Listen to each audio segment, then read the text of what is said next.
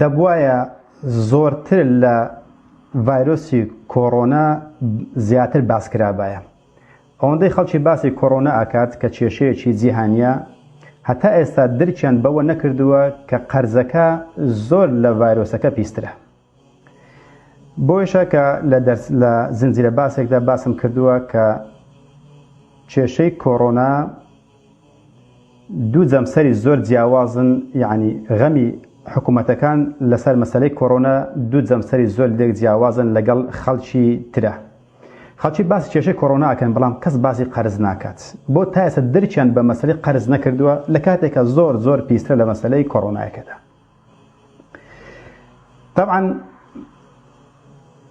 کاتێک کە تێگەیشتین لە مەسەلەی قەرزی سەر وڵاتەکان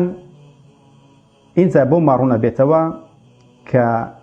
ئەگەر ڕوخسەتم بدەن ئەم قسەیە بکەم لەگەڵ ڕێز و احترام بۆ ئەو کەسانێک کە بۆ بابەتانە ئاشنانە، مەبەست لەو کەسان کە تا ئێستاکە لەو لە مەسەلەی قەرز و ڕیبایە قوڵ نەبوونەتەوە، بۆ ماڕوونە بێتەوە بەوەی کە بەڕاستی خوێندەوارەکان نەخوێندەوارن، بەڕاستی ئەوانەی کە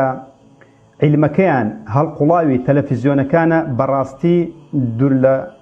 ئێوەی بەڕێز و خۆشەویستە بەڕاستی کوێرن. یعنی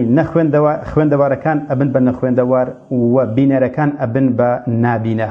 بۆ چونکە مەوزوعێکە زۆر زەقام و زۆر شاراوەشە و دیارە، یعنی لیان شاردوونێتەوە، نەک بڵێ شتێک بێت بوونی نەبێت یاخود زۆر ئاستەم بێ لەوەی کە بتوانین بیدۆزینەوە، یعنی بە هەموو زمانێک، بە ئەڵمانی، بە عەرەبی،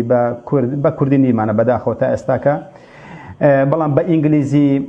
باسی قەرز بکەن، دێبت واتە قەرز لێ بدەن، یان شتات فەشول دونگل لێ بدەن بە ئەڵمانی، بە هەر زمانێک، بە نەرویزی، بە فینلەندی، بە هەر زمانێک لێ دەکات ناو مەوزوعە ئەوجە بۆ ڕوونە بێتەوە بەڕاستی کە خوێندەوارەکان نەخوێندەوارن، کە بینەرەکان بەڕاستی نابینان، چونکە چۆن ئەو مەوزوعە نازانن کە زۆر لە مەسەلەی ڤایرۆسی کۆڕۆنا پیسترە، خراپترە و کاردانەوە و دەرەنجامەکانی لە ئێستا و لە داهاتوودا زۆر خراپتریشە. و ئەو کێشانێک کە لە ڕابردوو باسم کردووە کە باسی مەسەلەی کێشە دەرونی و خێزانی و ئەخلاقی و پەروەردەیەکانم کردووە، هەر هەمووی ئەگەڕێتەوە بۆ مەسەلەی قەرزە. یعنی چۆن ئەڵێ ڤایرۆسی کۆڕۆنا سیەکان ئەگەری سیەکان خراپەکاتن و بۆ ڕێهەناسەد هیلاکەکاتن و وا لە جەستە ئەکاتن و هیلاک دەکات، ئەوانەی کە بە شێوێکی با بڵێن توند گرتوویانە. بە هەمان شێوە ئەم قەرزە زۆر خراپتر لە مەسەلەی کۆڕۆنایەکە بەرۆکی تاکتاکی نێو ماڵەکانی گرتووە، نێو دوکانەکان، نێو حکوومەتەکان، نێو پەرلەمانەکان،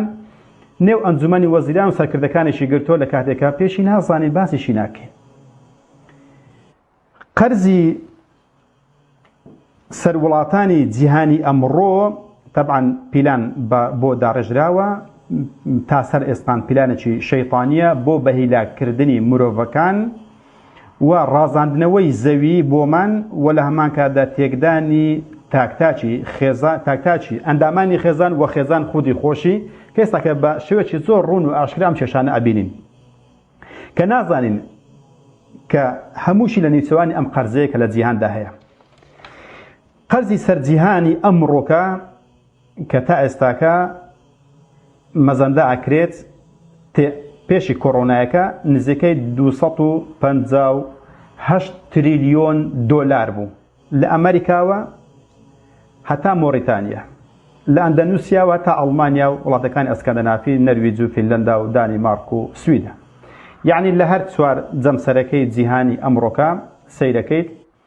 258 تریلیۆن دۆلار قەرزدار بووە. طبعاً لەگەڵ سەرهەڵدانی کێشەی کەرەنتینە و کۆڕۆنایەکەیە 110 زیادی کردووە،